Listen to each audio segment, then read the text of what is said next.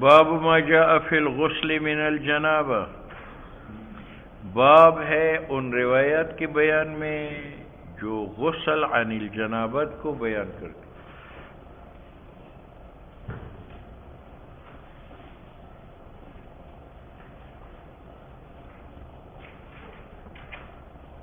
اس باب میں دو روایات ہیں اور دونوں آپس میں متعارض ہیں۔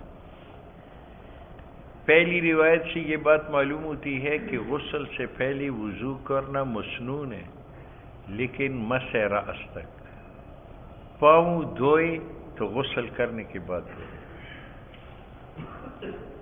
تو باقی وضو پہلے کرے اور پاؤں بعد میں دھو لے اور غسل درمیان میں کرے۔ مگر عائشہ صدیقہ رضی اللہ تعالیٰ عنہ کی دوسری روایت آ رہی ہے کہ نبی علیہ السلام جب غسل فرماتے تھے تو غسل سے پہلے توضأ وضوءہ للصلاۃ، آپ وہ وضو فرماتے تھے جو نماز کے لیے کرتے تھے، اور نماز کے لیے جو وضو تھا اس میں پاؤں چھوڑے جاتے تھے یا دھوئے جاتے تھے۔ تو عائشہ صدیقہ کی روایت سے معلوم ہوا کہ نبی علیہ السلام جیسی وضو غسل سے پہلے کرتے تھے تو پاؤں بھی غسل سے پہلے دھو لیتے تھے۔ بات سمجھ میں آ گئی۔ امام شافعی رحمہ اللہ نے تو ذہاب کیا ہے روایت اول کو کہ وضو کرے اور پاؤں دھوئے بغیر غسل کرے اور پاؤں بعد میں دھو لے۔ امام مالک رحمہ اللہ نے عائشہ صدیقہ کی روایت کی طرف رجوع کیا ہے اور اس نے کہا مکمل وضو کر کے پاؤں دھو کر پھر غسل کرے۔ امام ابو حنیفہ رحمہ اللہ، تو امام شافعی نے اول روایت پر عمل کیا، دوسری پر نہیں کیا۔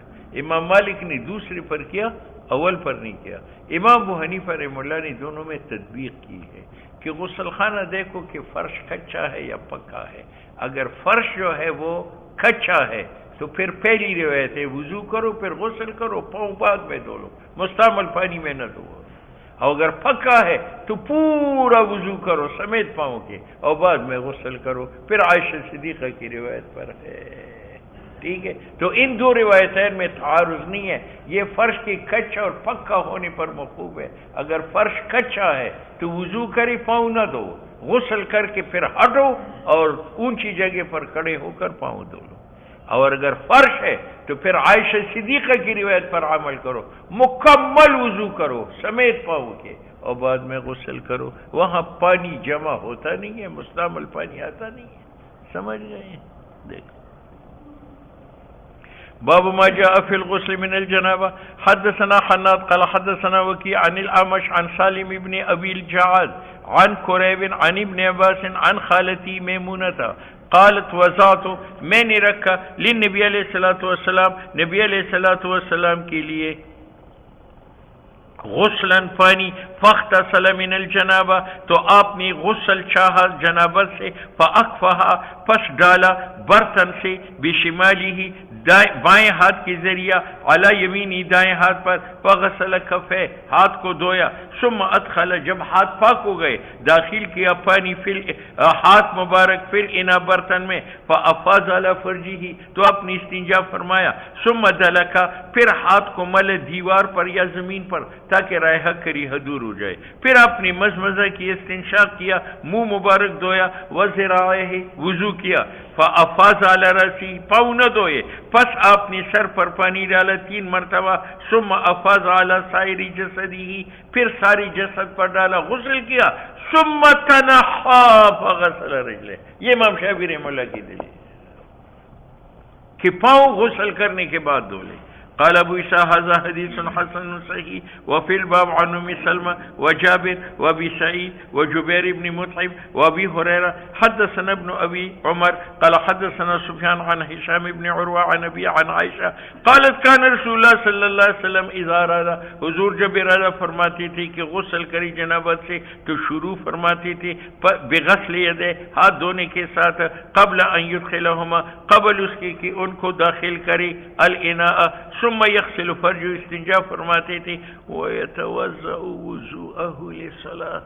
یہ وہ معارض حدیث ہے کہ مکمل وضو کر کے پاؤں بھی دھو لیتے تھے، ثم یشرب شعرہ الماء، پھر بالوں کو پانی پلاتے تھے، ثم یحسی، پھر ڈالتے تھے اپنے سر کے اوپر ثلاثی سیاتین.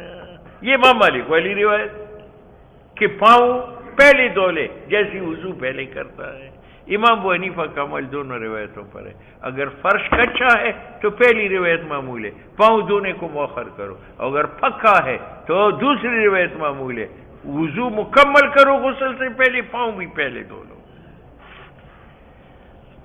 قال ابو عیسیٰ ھذا حدیث حسن صحیح وھذا الذی اختارہ، اور اس کو مختار کیا ہے اہل علم نے فی الغسل من الجنابت، کہ وضو کرے للصلاۃ نماز جیسی، پھر ڈالے اپنے سر کے اوپر 3 مرتبہ، ثم یفیض الماء، پھر ڈالی پانی باقی جسد پر، پھر قدمین دھولے. والعمل علی ھذا عند اہل العلم وقالوا، یہ اور مسئلہ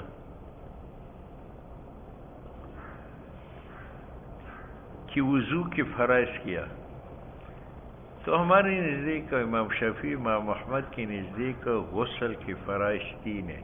منہ بھر کر پانی کلی کرنا بس، اور یہاں تک پانی پہنچانا، اور پورے بدن پر پانی بہانا کہ ایک بال کی مقدار خشک نہ رہے. اور امام مالک کے نزدیک غسل کی فرائض 4 ہیں، 3 یہ ہے اور ایک دلک ہے کہ ملی بھی. امام ترمذی ائمہ ثلاث کا مذہب بیان کرتا ہے ان غمسل جنوب فی الماء، اگر پیر بگاڑا جو ہے غوطہ لگائی پانی میں اور وضو نہ کرے نو اجزا ہو. دیکھو اس میں دلک نہیں ہے، معلوم ہوا کہ صرف پانی بہانا فرض ہے. اور یہ قول شافعی احمد اسحاق. باب هل تنقض المرأة شعرها عند الغسل، عورت مینڈیاں بناتی ہیں تو غسل کے وقت وہ کھولنا ضروری ہے یا نہیں ہے؟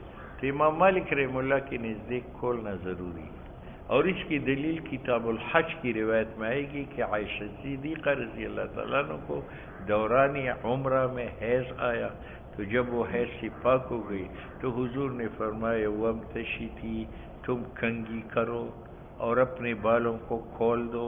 وقت اصیلی اس میں سری الفاظ ہے کہ کنگھی کرو بالوں کو کھول دو. معلوم ہو کہ مینڈیا کھولنا ضروری ہے غسل میں. ائمہ ثلاث کا مذہب یہ ہے کہ مرد اگر مینڈیا بنا لے جیسے ملنگ بناتے ہیں تو غسل میں اس کے لیے مینڈیا کھولنا فرض ہے. اگر عورت کی مینڈیا ہو تو اس کے لیے مینڈیا کھولنے کی ضرورت نہیں ہے. وہ دلیل یہ پیش کرتے ہیں آیا کھول دے گی عورت اپنی مینڈیوں کو غسل کے وقت؟ حدثنا ابن ابی عمر قال حدثنا سفیان عن ایوب ابن موسیٰ عن المقبوری عن عبداللہ ابن رافع عن ام سلمہ قال قلت یا رسول اللہ انی امرات، میں ایک عورت ہوں اشد ظفر راضی کہ سخت ہے مینڈیا میرے سر کے، افانقض من کو کول دو لغسل الجنابت؟ قال لا، فرمایا نہیں، انما یکفی کہ اب کے لیے کافی ہے ان تحصی کہ آپ ڈال لیں اپنی پانی پر 3 چلو پانی، ثم تفیض مما ان ثم تفیضی، پھر آپ ڈال دیں باقی جسد پر پانی، فتطہرین، آپ پاک ہو جائے گی. یا فرمایا فیضا انت قد تطہرت. یہ ائمہ ثلاث کا مذہب ہے. قال ابو عیسیٰ ھذا حدیث حسن صحیح، عمل اس پر عند اہل علم کہ عورت جب غسل کرے جنابت سے نہ کھولے اپنے بال کو تو یہ اس کے لیے کافی ہے. بعد ان تفیض الماء علی رأسها، لیکن بعد اس کے کہ وہ پانی سر پر ڈال دے. اس روایت کا جواب ہے کہ وہاں صرف تطہیر نہیں تھی بلکہ نظافت تھی. تطہیر اور چیز ہے، نظافت اور چیز ہے.